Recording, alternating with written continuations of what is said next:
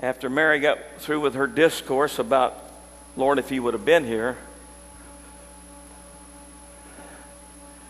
Jesus said to her, your brother's going to live again. Now, if you got a dead brother laying there and Jesus is standing here and says your brother's going to live again, you got to start making some connection. But because her mind couldn't believe it would be now, she moved over into the future.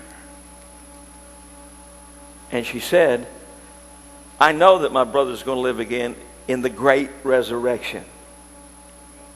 I know he's going to live again when everybody else lives again. In the resurrection. And Jesus said the most astounding words that still ring through time and history. I am the resurrection and the life. And if a man believe in me, though he were dead, yet shall he live. You know what raised Lazarus? Not just Jesus by himself. Jesus has to have something to connect to. So he connected to the faith that Lazarus had before he died.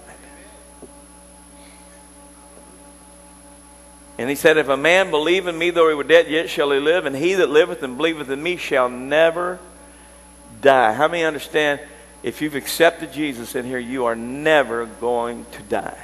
Amen. Never. See, if you accept Jesus. If you haven't accepted Jesus, you're dead already. And when that body dies, second death, you will have another death. It's eternal. You've never lived, and you never will. Now, I didn't say you won't exist. I said you won't live. Jesus said in John chapter 10, I come that you might have life. The word life is Zoe. The perpetual life of God. The vibrant. If you broke off a piece of God and put him in you. See. But the fact is, that piece is not a piece, it's him. It's everything that's in him is in you. In him we live and move, have our being. You may not be able to see Jesus. That's why that's what works are about. See, I'm not talking about works. The Bible said, let your light so shine before men that they see your good works and glorify your Father which is in heaven. The works are just to get God glorified. The works are not God. Do you get that? Doesn't matter. You can't work yourself into God. I buried a guy the other day, and I said it, Wesley's dad, and he reminded me of my cousin R.D. I always thought, I'd look at R.D. and I think if there's anybody that could get to heaven